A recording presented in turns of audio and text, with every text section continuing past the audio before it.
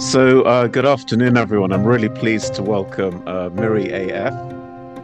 Today, I think we've got feels like quite a lot in common, judging by our comments. I've read all of your letters and articles that you can get through. You have two websites, right? miriaf.co.uk and is it informedconsentmatters.co.uk? One. Yes, that's correct. I just said if you go to my Substack, you can sign up on my mailing list and you get updates from both websites. Good. And I think one of the things that we can talk about later probably is our uh, us both being smeared as grifters by Lawrence Fox, which I thought was quite amusing. But I thought we could start off with a sort of big picture of where you think things are and what motivated you to get into your writing. Okay. I first started being public with my conspiratorial beliefs in 2015. The first thing I did was a vaccine education website for students, which unfortunately, someone's just brought to my attention, has recently been taken offline. I'm not quite sure why that's happened. But it was aimed at a group that I felt weren't really being provided for with vaccine information. There's a lot of information for parents, but not for students kind of aged 14 to 24 at the time when they're making their own vaccine decisions. So I did what I hoped was quite a comprehensive website, giving them the facts on vaccines to help them make informed choice. And that was kind of my main focus until 2020 when the fake pandemic hit. And then I started branching out and looking at social and cultural issues, first through the lens of the pretend pandemic, and then delving into other things as time's gone on. So I think where we are now is we are on the precipice of what the ruling classes see as a great reset.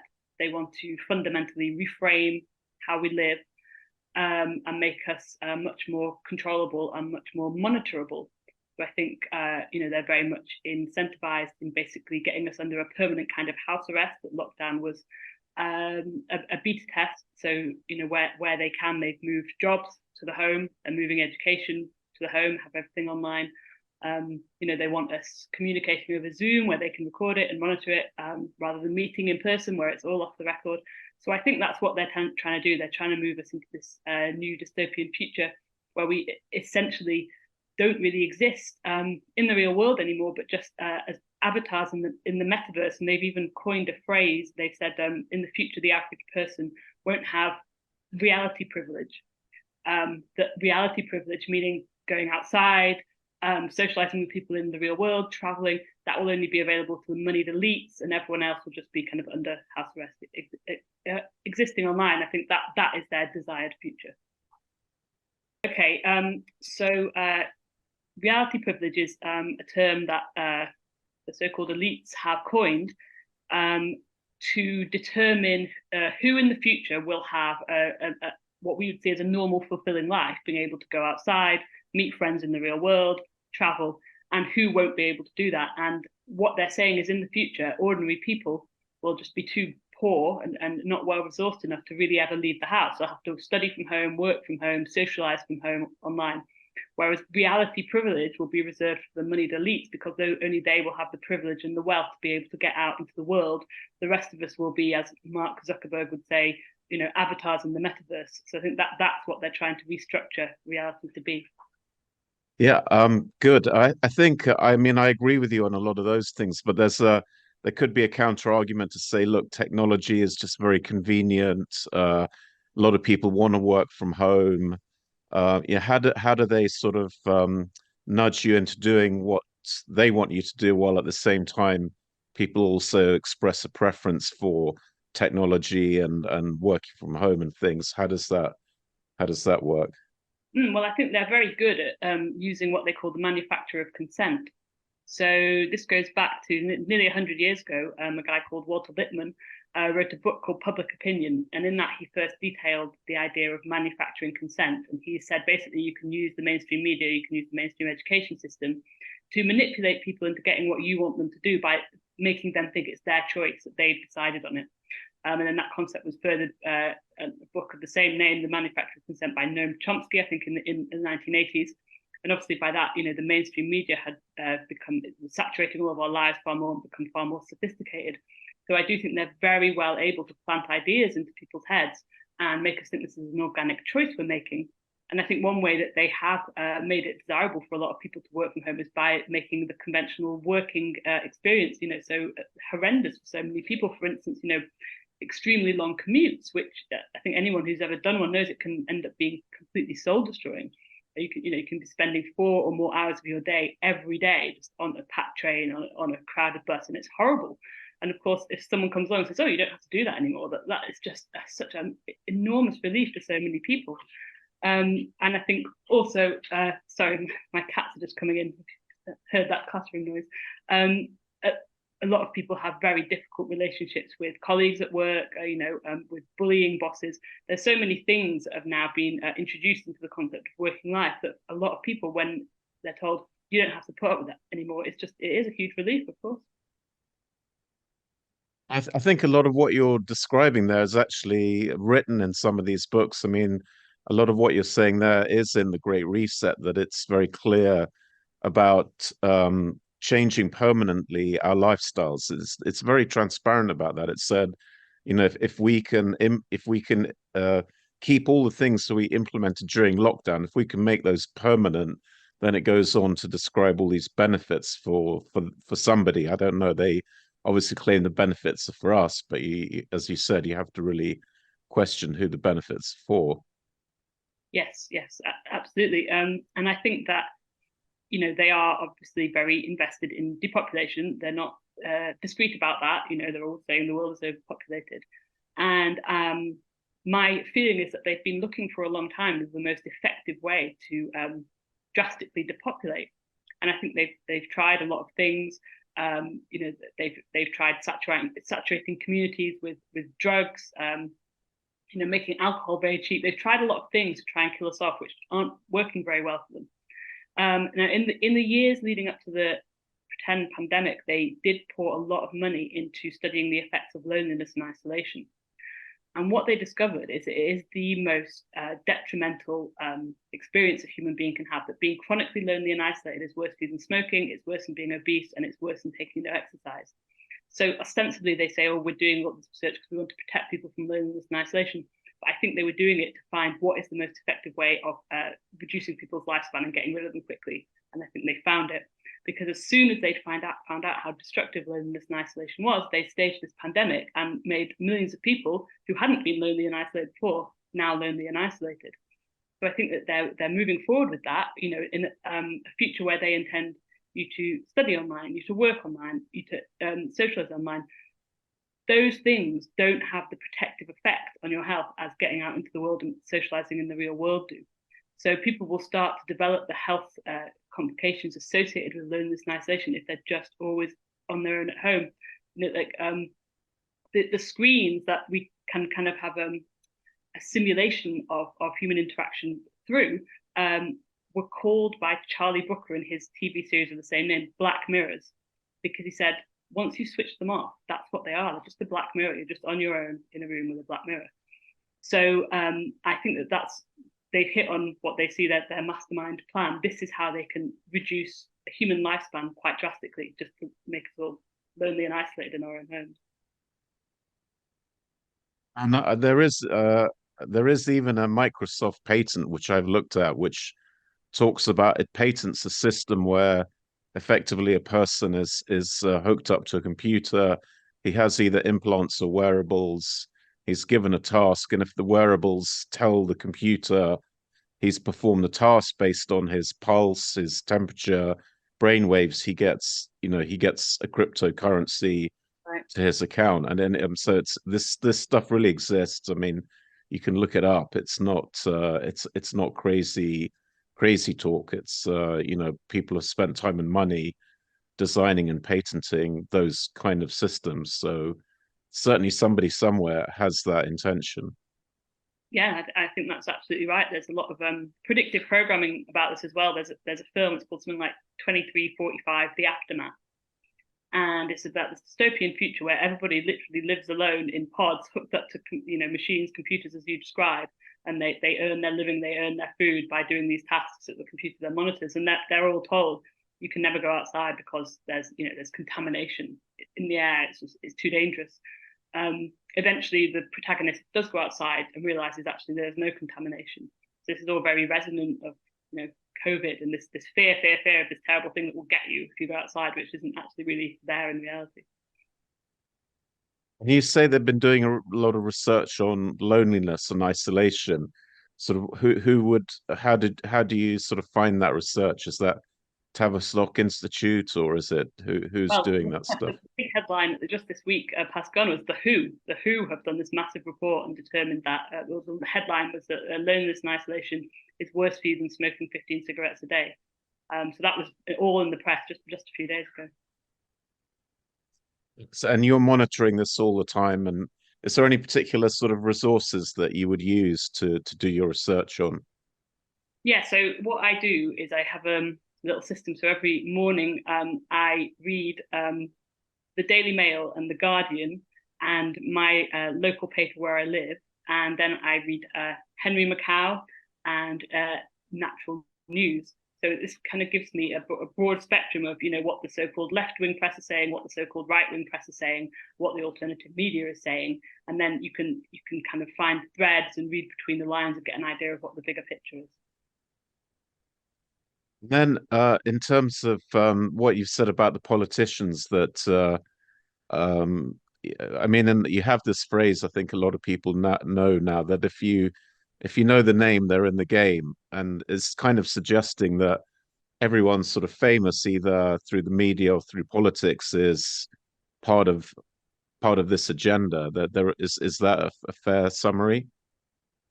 Yeah, so I slightly tweaked my phrase. So now it's if they're a household name, they're in the game because obviously the name of your next door neighbor. So I try to make it a bit more specific. But I think if somebody is very prominent in the media, then there's no doubt that they are in the club and under some kind of higher level control, because the mainstream media only tells us about what it wants us to know about. They wouldn't therefore tell us about people that they aren't in some kind of controlling relationship with, because they can't control what that person does or says. So when you look at the people behind the mainstream media, how phenomenally wealthy they are, how extremely well connected, they are just not going to draw our attention to anything unless they want us to know about it. I think it's so true that there's no such thing as bad publicity.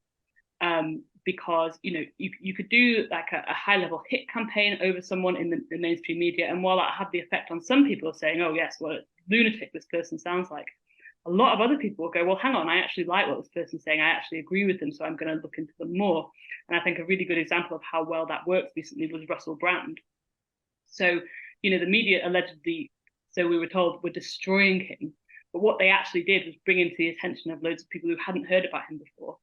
And the media relentlessly said, oh, Russell Brand's complaining about being demonetized on YouTube. He wasn't deleted like a lot of smaller accounts there. He just had his videos demonetized. So Russell Brand and the mainstream media told us this, now wants you to go to his Rumble channel and pay to subscribe to him there. So then thousands of people did that because the mainstream media had told them to. So the mainstream media, that all the editors know this, like if you wanted to kill something off, a movement, a person, whatever it is, you starve it of publicity, of all publicity, good, bad. So if someone's really a threat, they ignore them, and then the establishment social media platforms will try and censor them, ban them, deplatform them. That's how you deal with someone who's really an establishment threat, not by doing hit pieces on them in the mainstream papers. Yeah, I mean, I had our YouTube channel was deleted, and I've been trying to explain to people you want to actually follow the people with few followers, because they actually might be saying something worthwhile. The people with mega followers, you should, for the most part, be suspicious about, and that's probably not who you want to be getting your information from. Yeah, that's absolutely right, and I think that if somebody hasn't tried to create content and promote it, they don't understand quite how many obstacles we're up against. And so when you try to explain to them, they'll often interpret it as you being jealous of the people with the bigger followings. You know, oh, you just wish you were as good as them. If you were as good as them, you'd have all the followers they have. And you know, you have to try and explain it really doesn't work like that. What happens is you get to a certain level of visibility, and then if you're telling the truth and you're starting to influence people, then the ban handle will just come down on you, and you'll be censored, kicked off platforms, shadow banned, preventing from reaching the audience you have built up. And that happens to all authentic content creators I know of, all of them, 100%. So if someone's allowed to get like 7 million followers on Twitter, which I believe is about the figure that Andrew Tate has, Russell Brand not far behind, you know, that's been allowed for a reason. And that once you yourself have tried to content create and know how difficult it is to get that message out there, you realize that they just can't be authentic to have made that level of visibility. Yeah, I mean, there's a whole other dimension which I've spent a bit of time looking at as the bot traffic, where I could say roughly rule of thumb, if you have more than about 300 likes on a tweet, the more you get over 300 is the higher percentage of bots. So when you get these people regularly posting any old garbage, like a Gary Lineker, you know, his tweet will get 20,000 likes. I mean, it's garbage. It's 90% bots, and it's again part of the same thing, that the authentic stuff, you know, even if they didn't shadow ban authentic material, it's going to get drowned by the guys running the bot operations, because in a relative sense, your stuff will never show up in any timelines because of all this fake traffic. Yeah, that's absolutely right. And obviously, the more likes something gets, the more prominent it becomes, the more people see it. So that's absolutely true. So these voices are even more amplified than even they would be with the establishment backing. So yeah, you're totally right. So that brings us on a little bit maybe to the grifters. The idea that you could actually earn any kind of money. I'm sure that you could earn some kind of money somewhere, but the idea that you would be sort of raking it in, as you said, a suppressed um, commentator social media platform is doesn't seem that realistic to me. My earnings on Rumble have been 11 cents after 2 years, so Okay. as I said, I'm going to reach for the Princess Yacht Yeah. 2024 catalog with it, my 11 cents, you know. Yeah. Yeah. Absolutely. It's absolutely insane. That you know, as you know, creating valuable content that people want to watch or read or engage with takes huge amounts of time and research and editing and re-editing. You know, it's hard work. And the idea that somebody shouldn't, you know, modestly monetize hard work just seems to me to be crazy. I mean, if that's not making an honest living, then what is? You know, we're trying to expose all these lies that these psychopaths are telling us and trying to present it in a way that people can understand and engage with. But you know, we can't do that unless we're able to make a little bit of money from it. And for anybody to slam that as somehow dishonest or some sort of scam, it just seems outrageous. And that's especially so when you've got someone like Lawrence Fox, who's phenomenally wealthy and has taken the Reclaim Party has taken £5 million, I believe, from Mr. Hosking. I think it's well, they may have a credit line, but they've actually received 2.8 million in Right. money cash from this Jeremy Hosking. Yep. That's official. Right. And Yep. as you said, it's like, where does the money come from? So for you, it's coming from individual people because you're telling people something. But for his case, it's from one multimillionaire hedge fund manager. So, you know, the nature of your organization is heavily influenced by who funds it. So if you're funded by the people, you're trying to do something probably for the people. If you're funded by a multimillionaire who, I mean, managed billions, he's still managing billions, he, that's where your agenda is going to be coming from. So I think it should be a good sign that you should actually listen to the people doing the buy me a coffee, because their source of funds are the individuals, the citizens, the people, and therefore there's much more chance that they're going to be authentic rather than the guy bankrolled by a multimillionaire or corporation or something else. You're absolutely right, and that is why they're kind of trying to invert this by pretending it's the other way around. Because if you're a genuinely, you know, audience-funded content creator, then you're not controlled, because the people who support you just give you small, modest amounts, and they're generally not interested in trying to control you. They just like what you have to say, or sometimes they don't, and then they write to you and say, I don't like what you've had to say about this, so I'm not going to financially support you anymore, which is fine. It happens to me all the time. But then someone else will come along and say, oh, I do like what you're saying, so I'm going to give you a small contribution. This is actually the only way in the media of being genuinely authentic and invulnerable to control, because if your readers are the only people supporting you and they're under no obligation to support you, and if they don't like what you're saying, they can just stop, then you can just keep saying what you want and keep being open and genuine. Whereas, as you say, if you're someone who's got a phenomenally wealthy and influential backer, and just one backer or two, they're going to be breathing down your neck all the time. Say this, don't say this, do that. You've got no independence, no authenticity. And I think the fact that small content creators are very gradually becoming more visible, and people are paying more attention to them, is becoming a massive threat to the more conventional model of the Lawrence Foxes of the world. So they've probably been told by their backers, you need to discredit these smaller fish, discredit them because people are listening to them and they're not listening to us. So that's what I think is going on.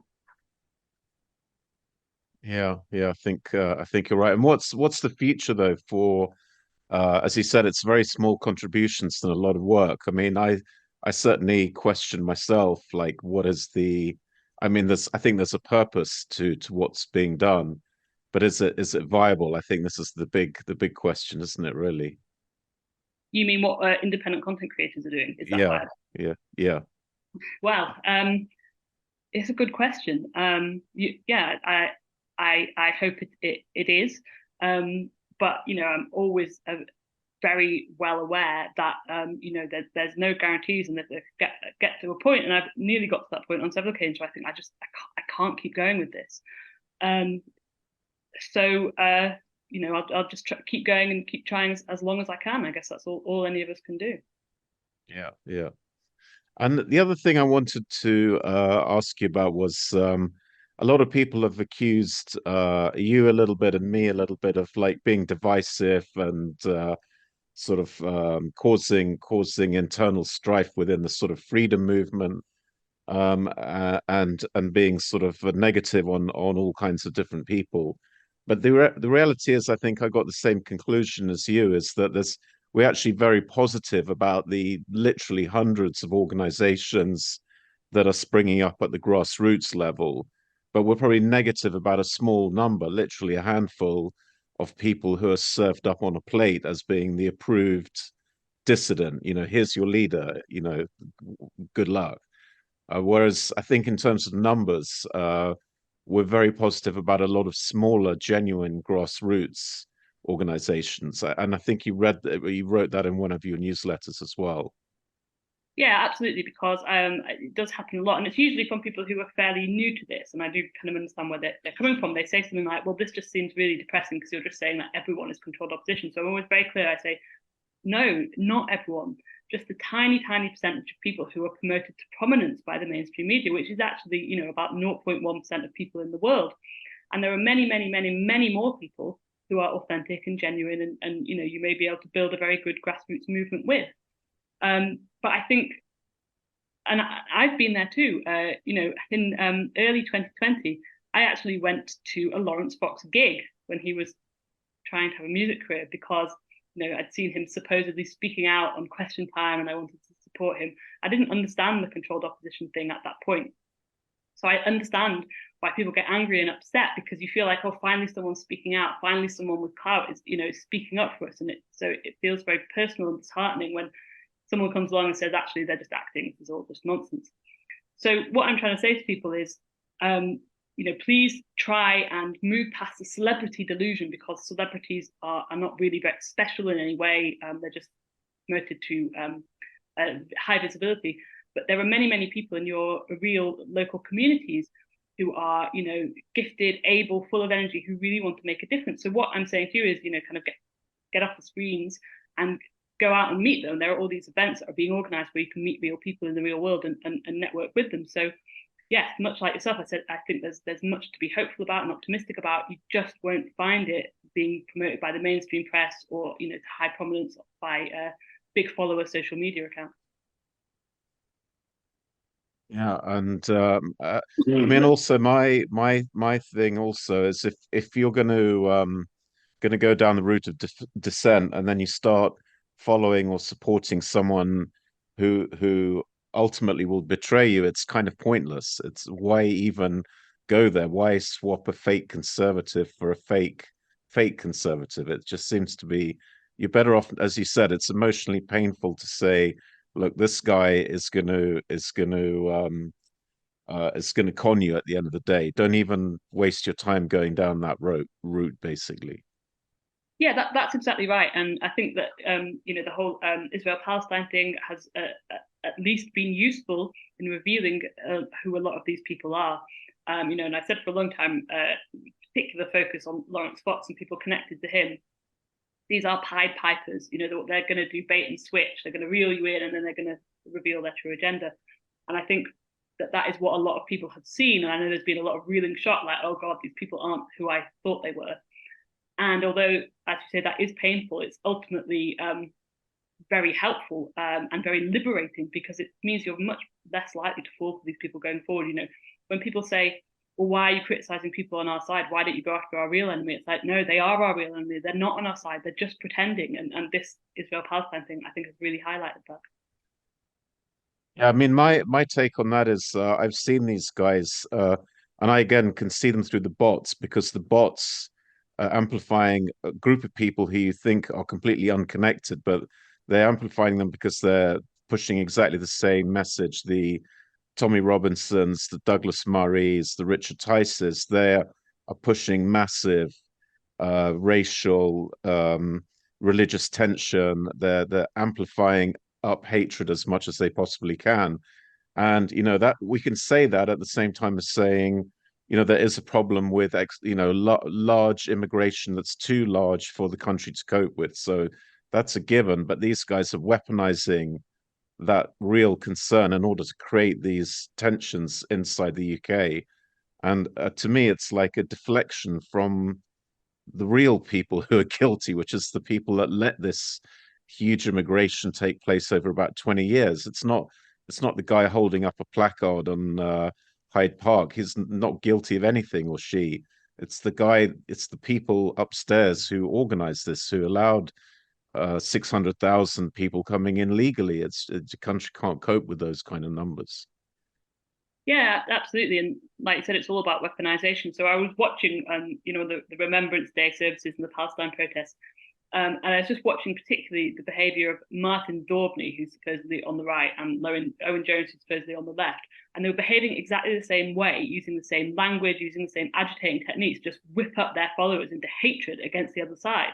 So Martin Daubney was whipping up, you know, people to turn against the Palestine supporters and see them as terrorist sympathizers and all the rest of it. And then Owen Jones is whipping up the Palestine people to see those attending the Remembrance Day services as far-right thugs and racist. You know, they were both just indistinguishable from each other. And so, yes, absolutely, you know, there are real issues around immigration, but all of this is just being weaponized by these professional agitators, and have people at each other's throats. So they're completely ignoring the architects of all this and who's really to blame. And that's interesting. And I think they failed essentially to engineer the fighting and the mayhem that they were looking for on the 11th of November, because I mean, for many reasons, but one is I think the 300,000 marchers behaved pretty well, impeccably for that kind of a number. There was really no trouble on the 11th, which is not what these guys wanted. I think they were deliberately going out of their way to cause trouble. Oh yeah, absolutely, and they massively magnified the small amount of trouble there was, which very possibly was staged. You know, you always have agent provocateurs of protests of that size. So this is what, you know, a lot of us were trying to say. Look, these demonstrations on both sides were mostly peaceful. There are a small amount of troublemakers, and the media has exaggerated that, which is always what happens. But then you're getting the two sides going, well, we were fine, but it was them. And the other side, no, well, we were fine, but it was them. It's like, no. Please look above this. But you're absolutely right. It didn't kick off in the way I think that was desired. So this is classic divide and conquer then. It's keeping people distracted. So your enemy is the guy holding the placard, not the guy upstairs who let 600,000 people in.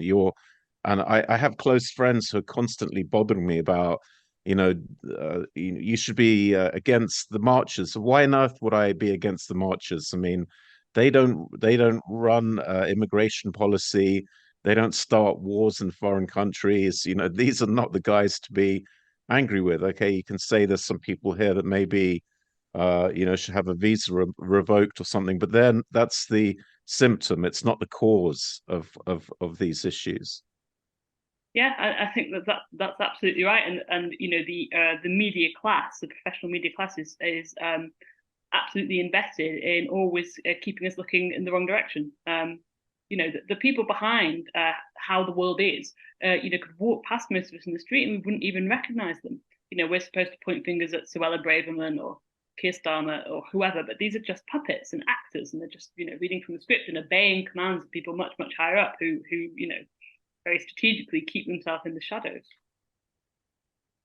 And how do you think people beginning to think that's kind of a reasonable possible explanation, or people still roll their eyes when they hear something like that as an explanation?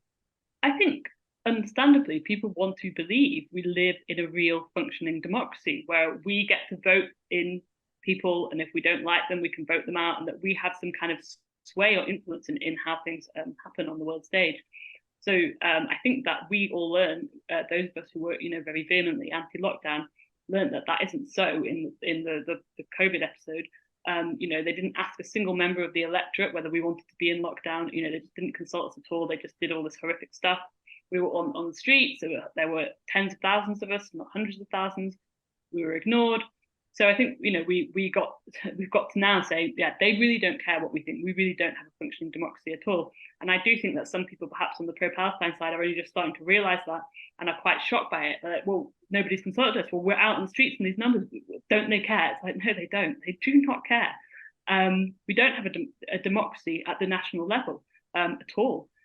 We just have, they say politics is showbiz for ugly people. So we just have people posturing and performing in Parliament, Prime Minister's questions, but they're all just bought and paid for actors. And that's where we can see where, I think 90% of the public want a ceasefire in Gaza. And when this went to the vote in Parliament, that was just wasn't reflected at all. Almost no politicians voted for the ceasefire. So a small number did, but not very many. And one notable person who abstained from voting was Andrew Bridgen. Oh, good friend. Yeah. Yeah. Our good friend from Mason's Pharmacy. Yeah. Yeah, exactly.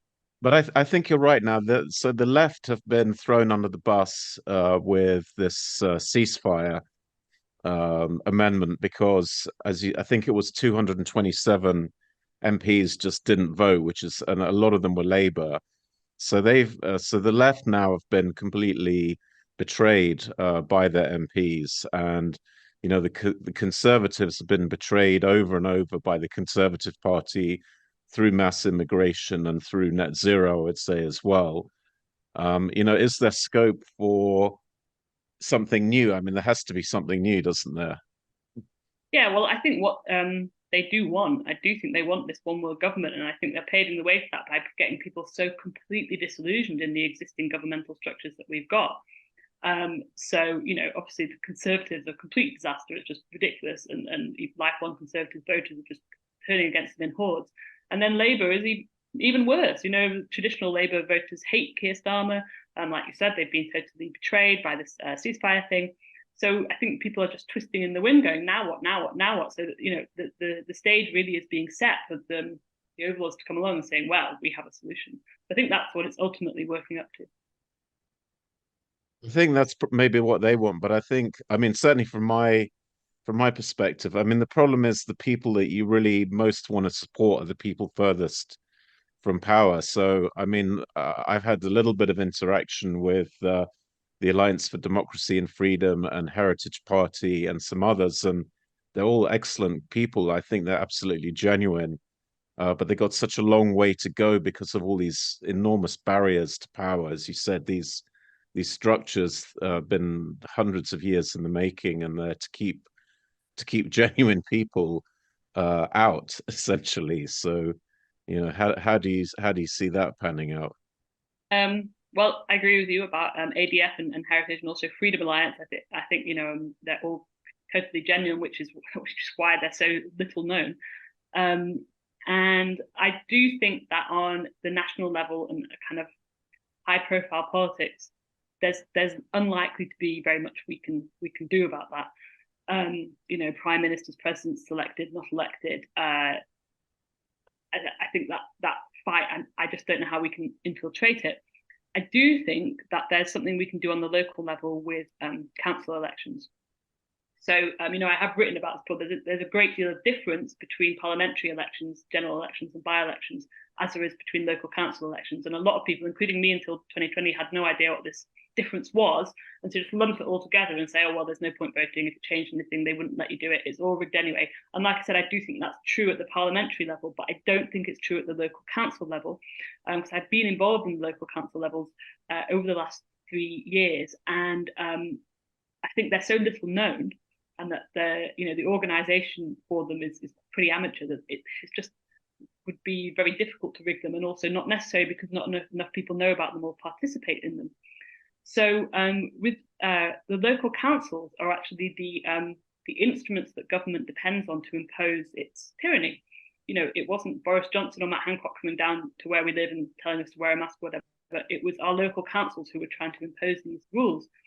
So if enough pro-freedom candidates stood and were elected at the local council level, that does give us some sway in starting to influence policy at the local level, and starting to challenge, tyrannies just passed down straight from central government and councils just applying them uncritically. So this is something that I've recommended that people look into. And if they want to know more about it, there's an initiative called the Vote Freedom Project. And that just gives you information about how, if you want to stand as an independent candidate in a council election, how you go about that. And it's something worth exploring. And as I say, not lumping in with the national elections, which I think are a very different thing.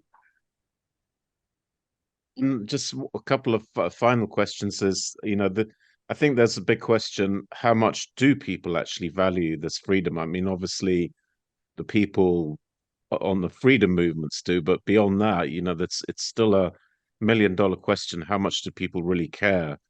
And I think, during COVID, I guess a lot of people were disappointed to see essentially a lot of the population just roll over. Okay, they had applied psychology and fear thrust at them, but they didn't really oppose a lot of those draconian measures. What do you think? Do we still have enough people that really care to actually do things? Well, I think we have enough, but I think you're absolutely right that it is not the majority at all. And yeah, it was very dismaying, the amount of people who just rolled over and didn't challenge his tyranny, especially people who might have been seen as being quite outspoken or anti-establishment previously. They just completely went along with it. It is a disappointment. However, I think throughout the course of the last 3 years, our numbers have grown. And while we still maybe only represent maybe 10 or 15% of the population, that's still a very large number of people. So I do think we have enough people on our side to make a difference. And slowly, gradually, more and more people awake over time and come over to our side. So yeah, I think we can make a difference, but we are always going to be in the minority. I think, I mean, to me, that also what happened in 2020 was a fantastic Milgram experiment, because the people that did nothing, and I'd definitely put Douglas Murray in there, for them to come around years later now, rabble rousing and saying they're standing fast for British values. I find that to be ridiculous, because when the state crushed the citizens, these people were nowhere to be seen. And that to me is a big giveaway that they're not in any way genuine. So I think anybody that failed that Milgram experiment in 2020, they've got nothing interesting to offer, I don't think. Yeah, I mean, I think you're right about that. It was so blatant, it was so obvious. And I think a lot of people were immobilized with shock in the first few months, and I can understand that. If after 2 years of it, people were still not seeing, what this really is and what it's doing to people, and I'm still prepared just to go along with it. Yeah, they lack, courage, conviction, integrity, whatever you want to call it. And as you say, it has been proven that having those things, courage, conviction, integrity, and the ability to stand up to authority and say no, are actually minority attributes that most people don't have those attributes. Yeah, interesting. Good. Is there something how can viewers help you? I mean, they can go to the Substack, right? Yes, so I have a Substack, which is miri.substack.com. My website is miriaf.co.uk. And there's various ways that you can subscribe at the bottom. There's Buy Me a Coffee, Patreon, and subscribe to my Substack. And I very, very much appreciate all the support I get, because I just wouldn't be able to keep doing this without it. Yeah, I think your newsletters are the most thought-provoking. So certainly some of the things you've written about, especially the bridge and defamation case. That when you write something like that, it takes quite a few weeks to really mull over what you were saying there. So there's some very interesting thoughts that need a lot of reflection on, and it's very good material. Very People much. should definitely sign up for it. Sorry, I missed that last bit there. I said people should definitely sign up. It's very thought-provoking. Thanks very much. Good. Well, thanks very much for your time. I think we're on the same page on a lot of these issues, and hopefully we can continue to cooperate. Absolutely. Well, thank you very much for having me on. Thank you.